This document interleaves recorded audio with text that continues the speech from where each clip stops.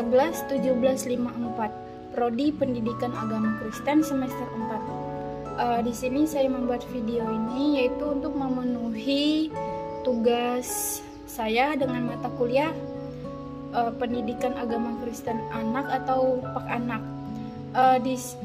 Tugas kami ini yaitu membuat sebuah resensi dari buku sejarah, perkembangan pikiran dan praktek pendidikan agama Kristen dari Yohanes Amos Comenius yang dikembangkan oleh Robert Raikes.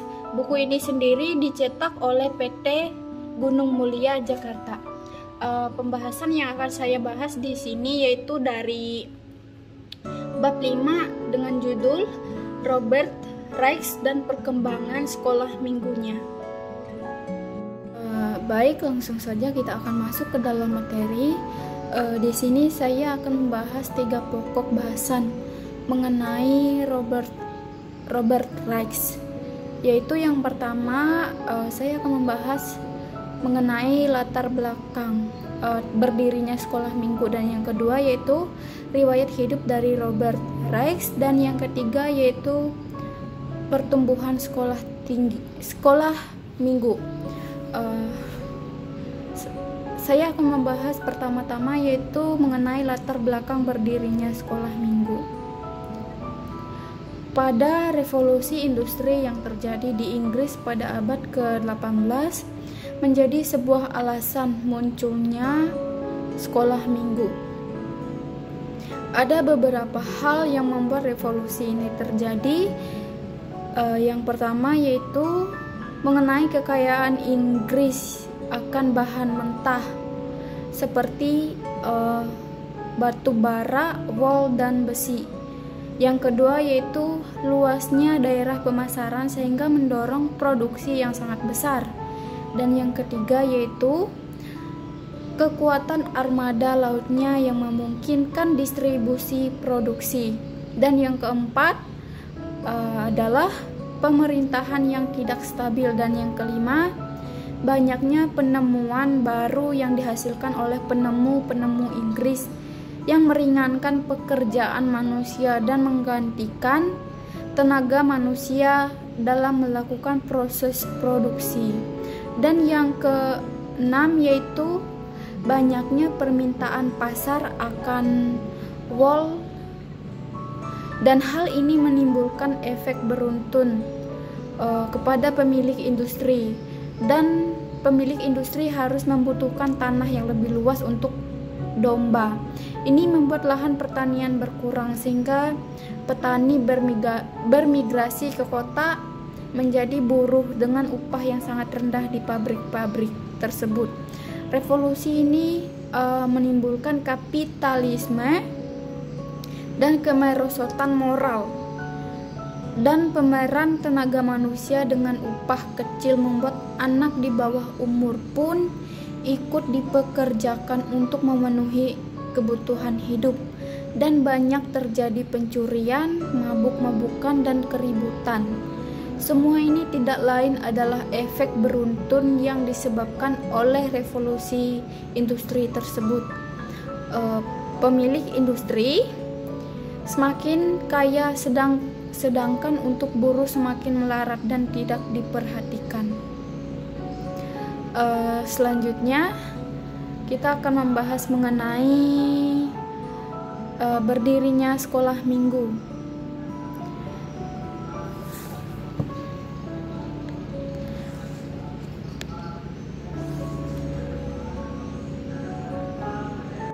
Robert Raikes dikenal sebagai penggagas sekolah minggu pada masa waktu 100 tahun 18. Inggris sedang dilanda krisis ekonomi yang sangat parah sebagai dampak revolusi industri tersebut, dan Robert Raikes melihat banyak anak-anak yang mesti menjadi tenaga kerja di pabrik-pabrik sebagai buruh kasar dan melakukan pekerjaan 6 hari dalam seminggu, yaitu pada hari Senin sampai hari Sabtu. Dan anak-anak pada hari Minggu mereka libur. Oleh karena itu, pada hari Minggu mereka menjadi sangat liar dan dikarenakan hanya pada hari inilah mereka dapat beriang gembira. Dan kebanyakan dari anak-anak menghabiskan uang penghasilan mereka dengan hal-hal yang tidak berguna seperti meminum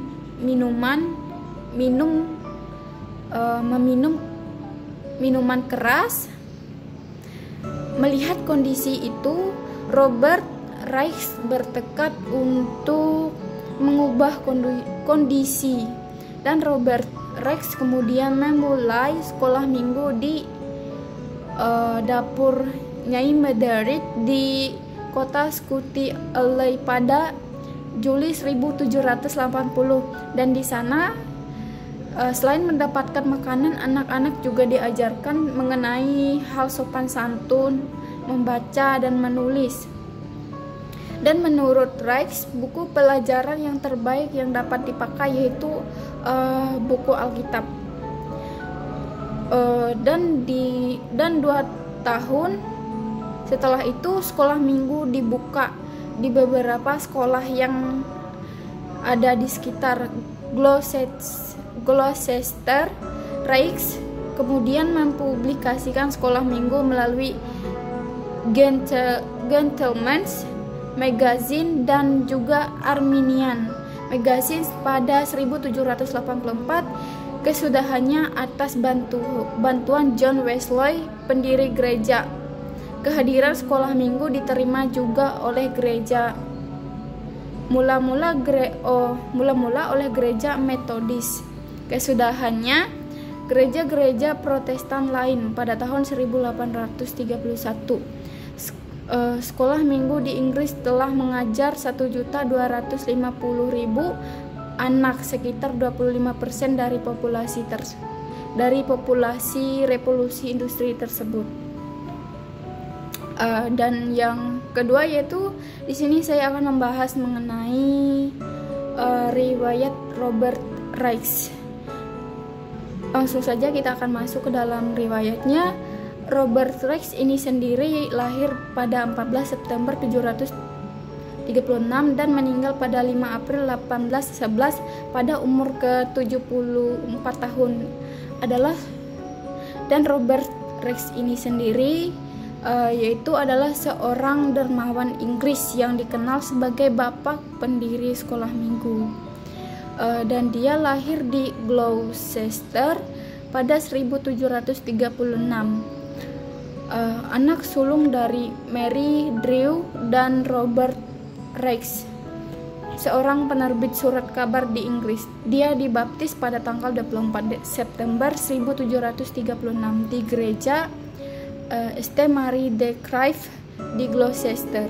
Pada 23 Desember 1767, Robert Reich menikah dengan Anne Trigger, yaitu seorang wanita yang berasal dari keluarga yang terhormat dan dikaruniai 3 anak laki-laki dan 7 anak perempuan. Pendidikan dan karir. Dia menyelesaikan pendidikan landasannya di sekolah milik gereja St. Mary de Crieve, di tempat dia dibaptis setelah lulus pendidikan landasan. Pada usia 14 tahun dia melanjutkan studi di sekolah katedral Gloucester, dan suasana sekolah ini begitu ketat. Anak-anak dididik dengan kurikulum yang klasik, dan pada pukul 6 pagi mereka mengawalinya dengan ibadah. Ibadah ini dimulai dengan pembacaan Alkitab, doa, renungan, dan nyanyian-nyanyian rohani. Di sekolah ini para murid dituntut untuk menguasai beberapa bahasa, di antaranya yaitu bahasa Yunani, Latin, dan bahasa Prancis. Setelah menyelesaikan pendidikan di katedral Gloucester, Reich tidak melanjutkan pendidikannya. Dia lebih tertarik kepada pekerjaan yang digeluti. Ayahnya di anggota percetakan, dan pada tahun 1757 dia diwariskan perusahaan milik ayahnya, yakni Gloucester Journal, karena kemampuannya di anggota penerbitan dan percetakan. Dan pada usia 21 tahun dia telah mengambil alih seluruh urusan yang berkaitan dengan penerbitan Gloucester Journal. Selanjutnya saya akan membahas mengenai pertumbuhan sekolah minggu. Gagasan tentang sekolah minggu disambut baik oleh warga Injil dalam gereja Inggris dan gereja ini juga bukan gereja negara. Yang pertama di sini saya akan membahas mengenai sekolah minggu di Amerika. Pada tahun 1816, Ibu Joanne Bethune dari kota New York mendirikan Perserikatan Wanita bagi Kemajuan Sekolah Sabat di New York. Lewat badan ini, Ibu Bethune memberikan pengertian betapa pentingnya mengikuti sekolah minggu.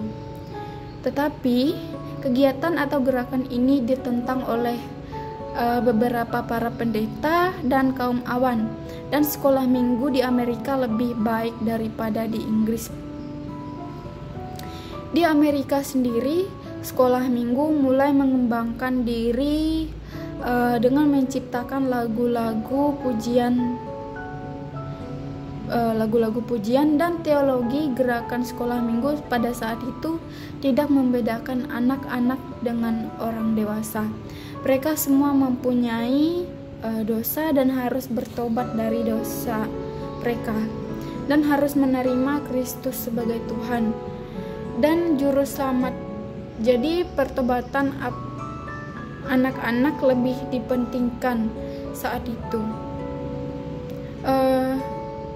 Pada awal abad ke-20, lagu dan syair dari pujian untuk sekolah minggu mulai diubah dengan landasan pemikiran bahwa anak-anak bukan orang yang dewasa, tetapi mereka perlu hidup sebagai seorang anak-anak.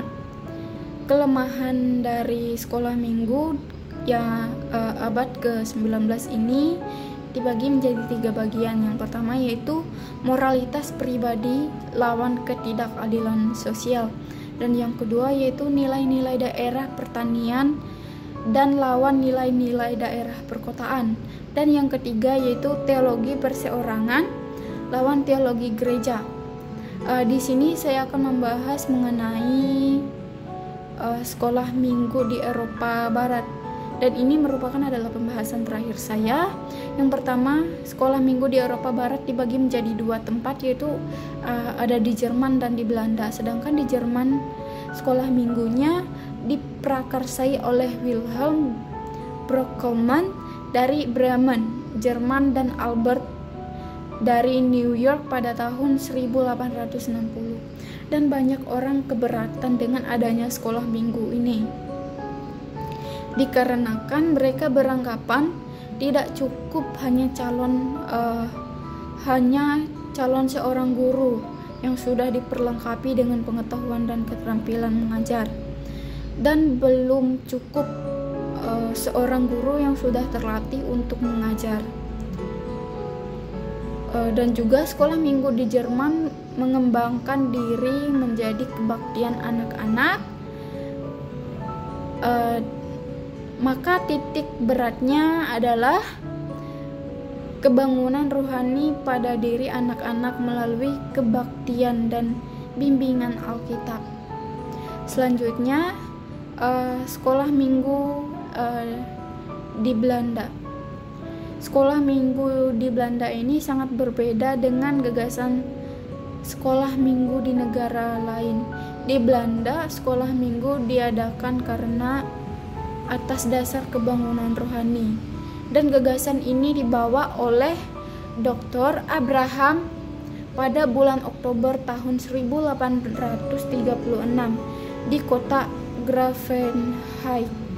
Ia mulai mengajar 2-3 anak setelah ibadah, dan pada tahun 1841 didirikan sekolah minggu di kota Amsterdam dan tahun 1847 di kota Rotterdam.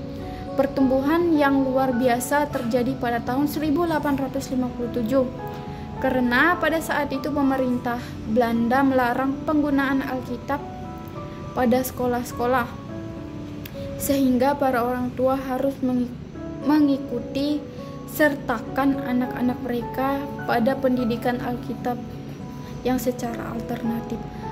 Demikian pembahasan materi saya.